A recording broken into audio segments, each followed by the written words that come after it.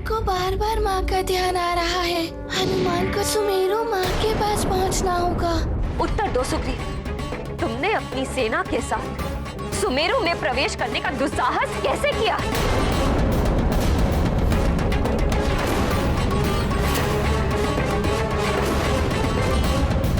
विवश हूँ मैं माता अंजना। विवश हो?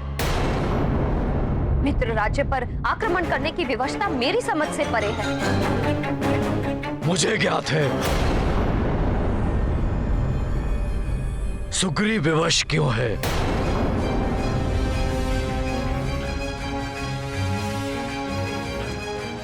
स्वामी, देखिए ना, आपकी अनुपस्थिति में सुग्रीव ने हमारे साथ कैसा विश्वासघात किया है। प्रणाम काका केसरी जी।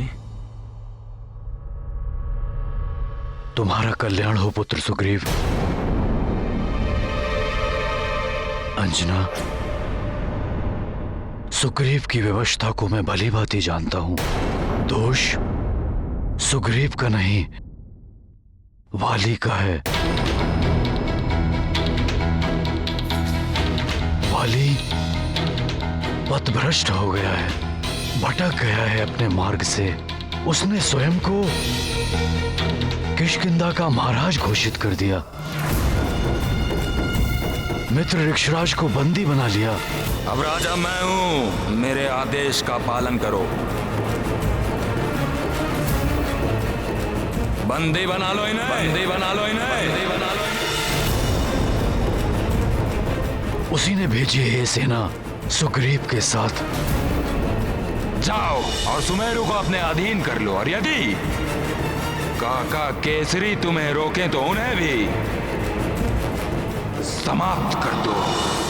काका केसरी जी, जब से वाली भैया की मित्रता रावण से हुई है, तब से उन्होंने सारी मर्यादाओं को भुला दिया है। सर्वप्रथम आप उस वानर बालक के समान शक्तियां प्राप्त करें युवराज पानी। मेरी मित्रता स्वीकार कर लीजिए युवराज।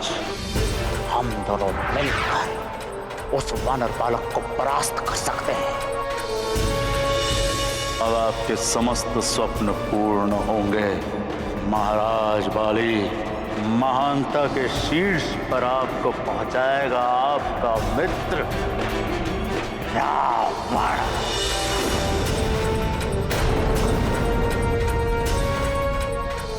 जो उनकी इच्छा होती है वो वही करते हैं। मुझे तो उन्होंने आपका वध कर कर सुमेरु पर आधिपत्य स्थापित करने का आदेश दिया है। ये युवराज सुग्रीव को क्या हो गया? ये महाराज वाली के विरुद्ध हो गए तो वे तो इनका वध ही कर देंगे। कुसंगति मनुष्य की बुद्धि और उसका विवेक हर लेती है।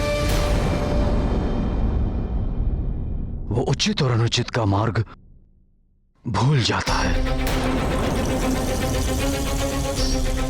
मर्यादा और धर्म के मार्ग को भूलकर कुपथ के मार्ग पर अग्रसर हो जाता है।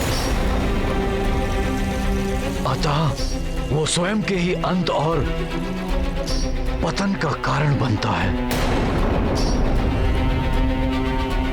दुख मुझे इस बात का है कि वाली पर अनुचित मार्ग का इतना प्रभाव पड़ चुका है कि मैं उसे उचित मार्ग पर लाने के लिए कुछ नहीं कर पा रहा हूं।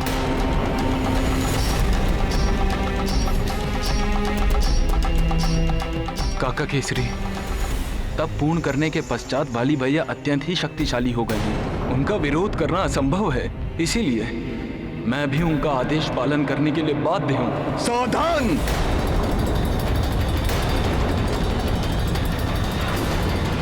यदि किसी ने राजकुमार सुग्रीव पर प्रहार करने का प्रयास किया तो ये कोकट उसके प्राण हर लेगा।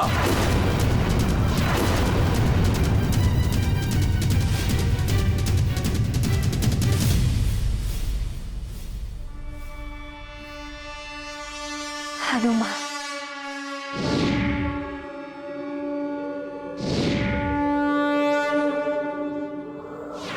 कोकट, तुम्हारी इस धृष्टता के पश्चात भी तुम जीवित हो तो वो इसीलिए क्योंकि मेरा पुत्र हनुमान यहाँ नहीं है। अन्यथा वो अपने पिता और सुमेरु के महाराज केसरी जी के अपमान करने का तुम्हें कठोर दंड देता। महाराज बाली की शक्ति के आगे आपके पुत्र का बल कुछ भी नहीं है महारानी। महानतम महाराज बाली सर्वशक्तिमान हैं। अब उन्हें आपका पुत्र हनुमान भी परास्त नहीं कर सकता।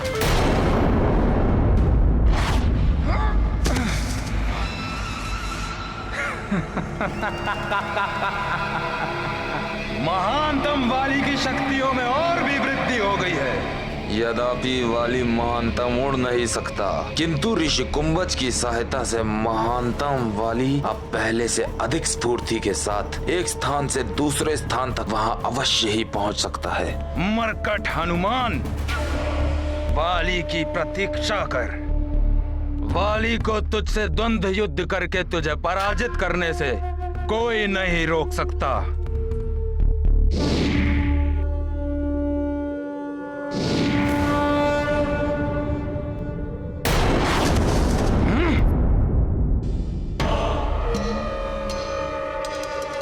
महानतम वाली को प्रवाल द्वीप पहुंचने में थोड़ा सा विलंब हो गया, अन्यथा वो मरकट वहां से जीवित नहीं जाता। निसंदेह वो त्रिशिरा का वध करके सुमेरु ही गया होगा।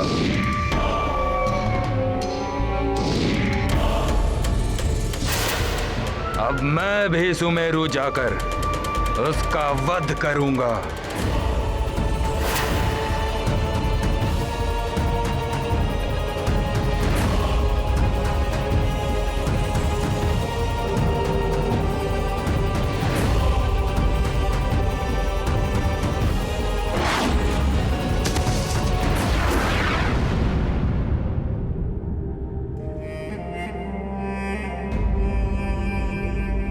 इतने समय पश्चात मैं अपने पिताश्री के स्नेह और माँ की दुलार से वंचित रहा था, किंतु आज उनके इस सुखमय दर्शन के लिए कितना अधीर हो रहा हूँ मैं शीघ्र आ रहा हूँ माँ और पिताश्री आपसे मिलने।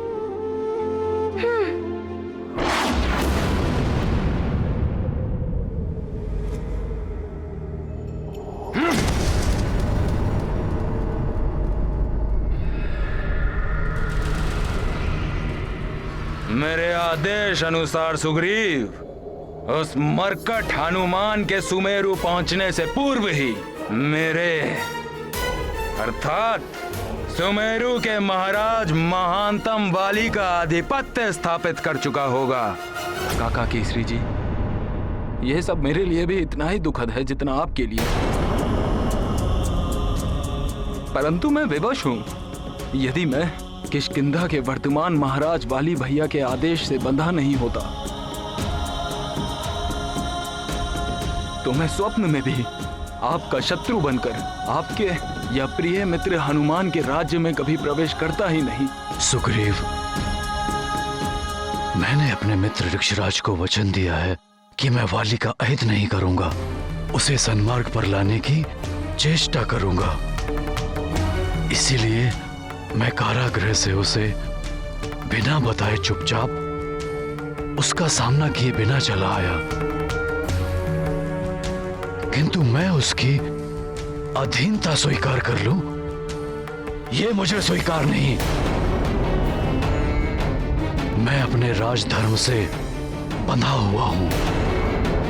सुमेरु की रक्षा करना मेरा कर्तव्य है। काका केसरी, मैं ये युद्ध टालने का प्रयत्न कर रहा हूं। यदि हम शांतिपूर्वक सहमत हो जाएं, सुमेरु को अपने अधीन करने के लिए तुम मुझे सहमत नहीं कर सकते सुग्रीव।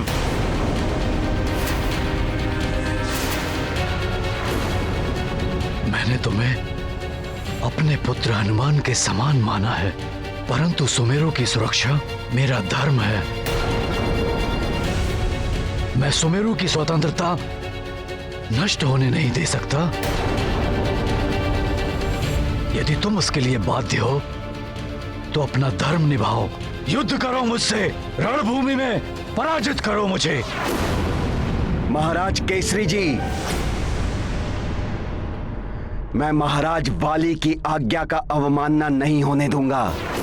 शांतिपूर्वक किष्किंधा की अधीनता स्वीकार कर लीजिए। अन्यथा मैं आपका वध करके किष्किंधा की प्रभुता स्थापित कर दूंगा।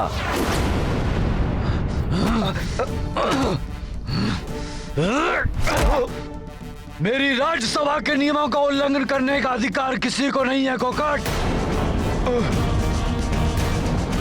मैं तुम्हारे शत्रु व दुर्दृष्ट व्यवहार के लिए तुम्हें मृत्यु दंड दे सकता हूं। तुम इस समय पुत्र सुग्रीव और मेरे मित्र ऋक्षराज के प्रतिनिधि हो।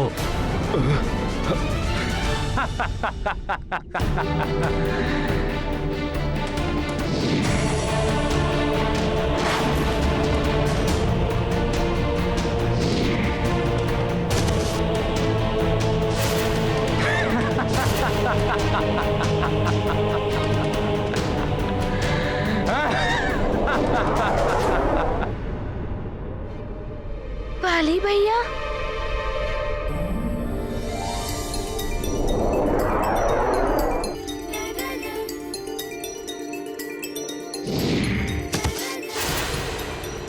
कितना सुखद आश्चर्य है। वाली भैया, लगता है उनकी तपस्या पूर्ण हो गई है। वाली भैया,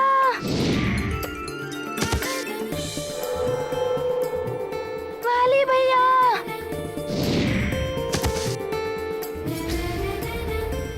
वाली भैया, वाली भैया।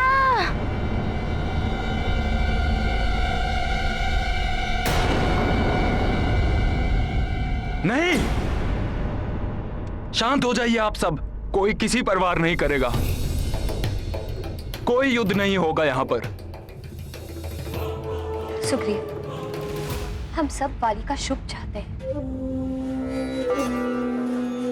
उसमें निहित उसके समस्त सद्गुणों को निखरता हुआ देखना चाहते हैं।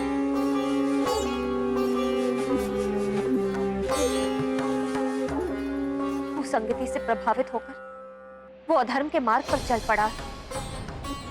हमारा कर्तव्य है कि हम उसे पाप करने से रोकें, किंतु आप सभी इसके विपरीत उसकी आज्ञा मानकर उसके पाप का भागी बनकर यहाँ चले आए।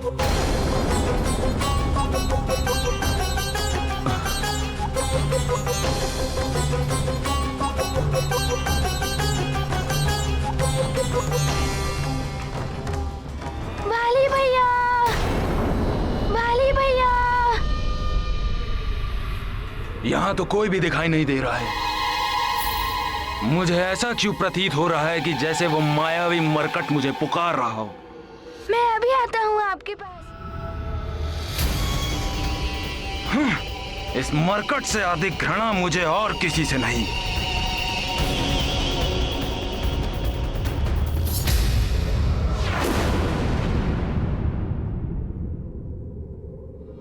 वाली भैया प्रणाम। वाली भैया, मैं तो अपनी माताश्री और पिताश्री से मिलने सुखद कल्पना से खोया सुमेरु चला जा रहा था, परंतु मार्ग में आपके दर्शन होंगे, इसकी तो हनुमान ने कल्पना भी नहीं की थी। वाली भैया, आप यहाँ कैसे और आपकी तपस्या कब पूर्ण हुई? कहाँ जा रहे हैं आप मेरे साथ चलिए ना सुमेरु। हम दोनों साथ चलकर माँ और पिताश्री को चकित कर देंगे। सुमेरु पहुंचकर चकित तो तुम होते हनुमान, परंतु अब तुम स्वयं मेरे सामने आए हो, तो इस बार मैं तुम्हें बचकर नहीं जाने दूंगा। आप ये तो बताइए, आपको अपनी तपस्या से क्या वरदान प्राप्त हुआ? अवश्य ही कोई बड़ा वरदान प्राप्त हुआ होगा, इतनी घोर तपस्या जो की है आपने। जब वाली तुम्हारी आदि शक्ति प्राप्त कर उनका प्रयोग तुम्हारे ऊपर ही करेगा, तब तुम्हें स्वतः ज्ञात हो जाएगा कि मुझे क्या वरदान मिला है। वाली भैया, आप मेरे प्रश्नों का उत्तर क्यों नहीं दे रहे हैं? वाली भैया, आप मुझसे बात नहीं करना चाहते तो मत कीजिए, परंतु अनुज के समान हनुमान को अपने गले से तो लगाइए।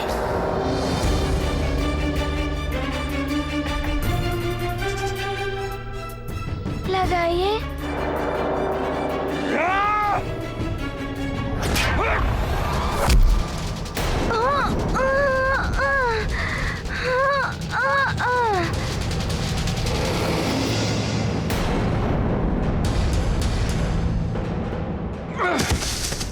वाली भैया वो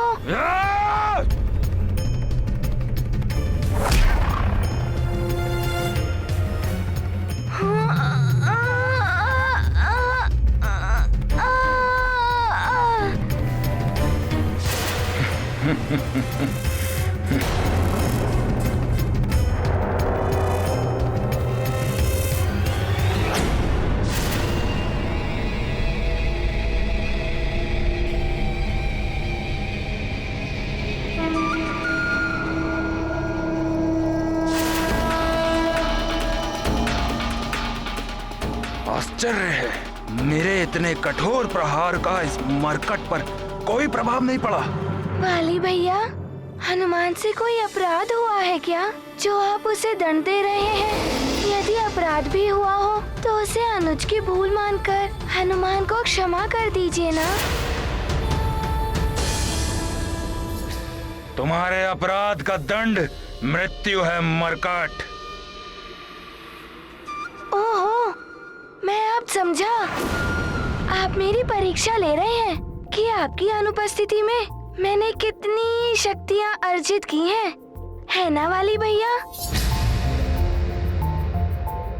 वाली भैया नहीं, महानतम महाराज वाली कहो।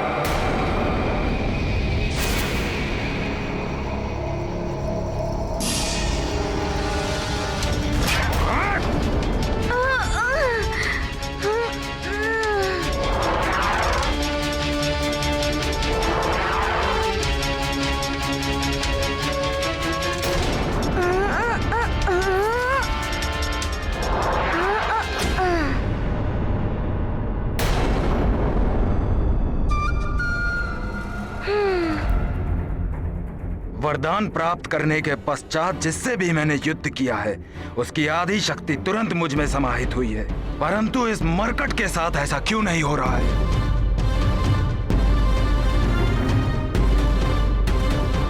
मुझे और वार करने की आवश्यकता है। मैं पुनः प्रयत्न करता हूं।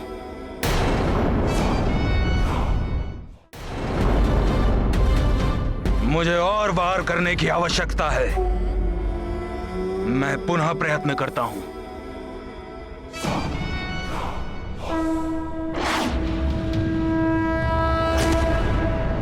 वाली भैया, आप वहाँ कहाँ जा रहे हैं? मुझे ढूंढने? किंतु मैं तो आपके पीछे खड़ा हूँ।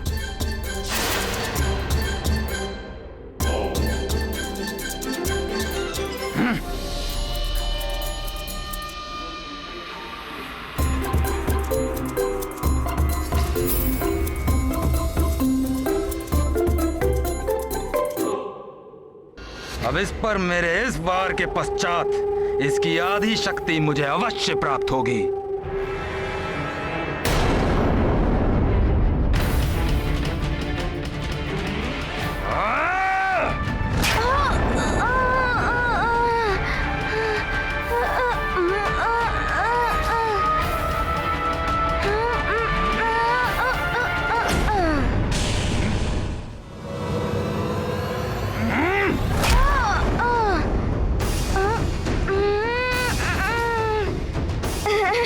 अरे वाली भैया,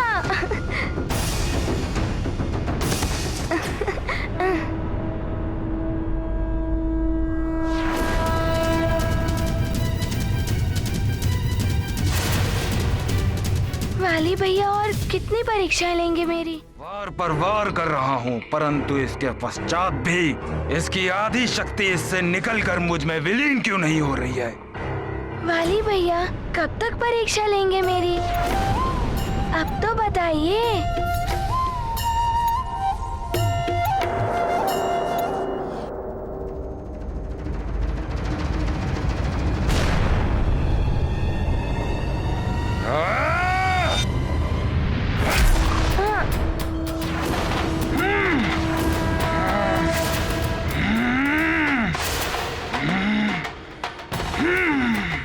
वाली भैया, अब तो आपको ज्ञात हो गया है ना कि मेरी शक्तियों में कितनी वृद्धि हुई है।